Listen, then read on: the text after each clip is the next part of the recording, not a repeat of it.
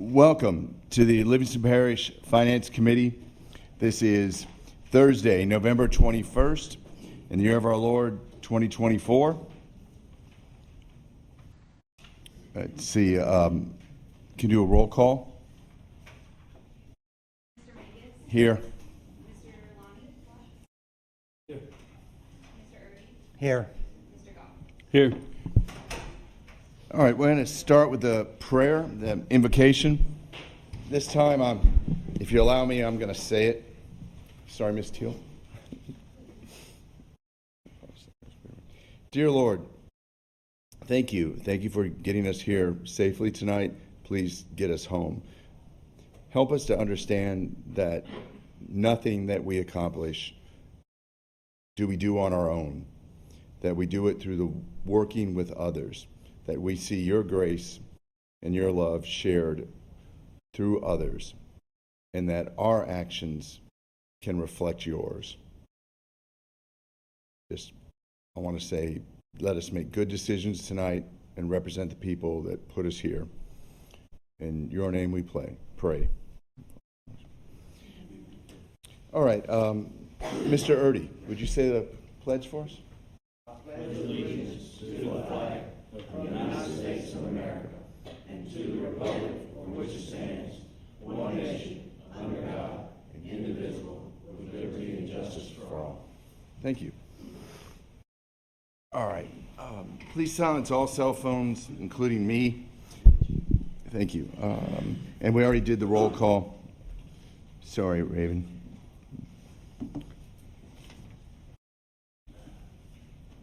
The first thing we want to do tonight is Mr. Mickey McMorris. Please state your name and address for the record.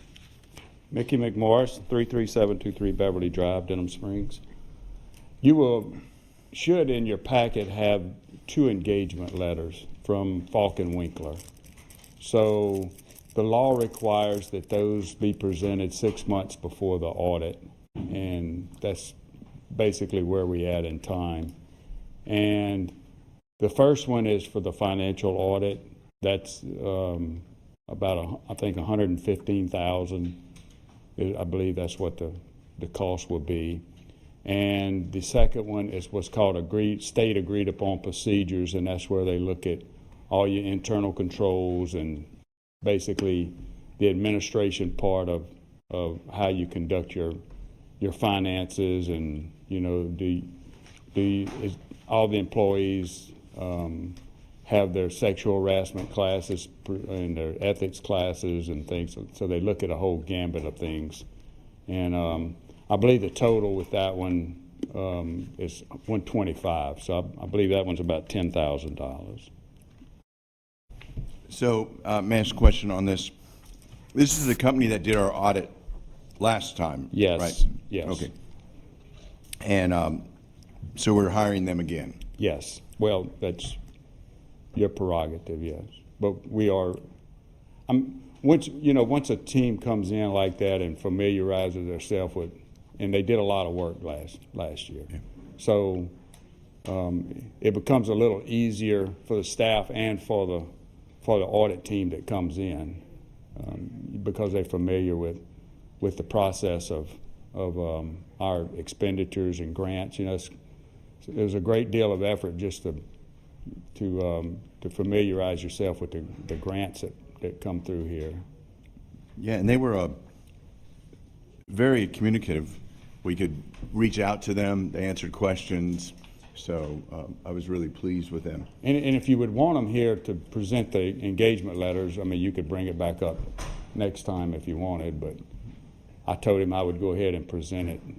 And if you had any questions, I'd try to answer them. If not, then you can get him, Mr. Tommy Lejeune here. Right. Do we have a motion? Okay, we have a motion to approve this and send it on to the council. Do we have a second? I'll second it. Thank you. So we have a motion by Mr. Watts to approve the Falk and Winkler accounting, and we have a second by Mr. Erdy. All those in favor? Aye. All right, motion carries. We're going to send that approved from the Finance Committee. really the last thing that we have, unless we have any other new business, is on November 13th. The administration invited the members of the Finance Committee to the administration office to go over the budget. And I just wanted to commend Mr. McMorris, the CFO, as well as Ms. Gale, the Assistant Director, and let's see, Ms. Heather and Mr. Delat was there. It was about 2 hours, and they answered a lot of questions. So does anybody on the committee want to speak to, what we heard or what we learned? I think they've kind of brought it up to date too, if I ain't mistaken, from the time we seen it to the present, if I ain't mistaken, right?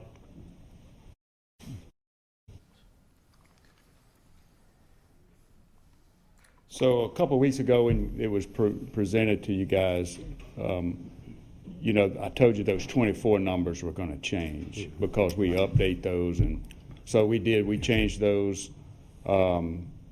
Actually, over the last few days, we've been working very diligently to all those numbers. You'll see the budget there.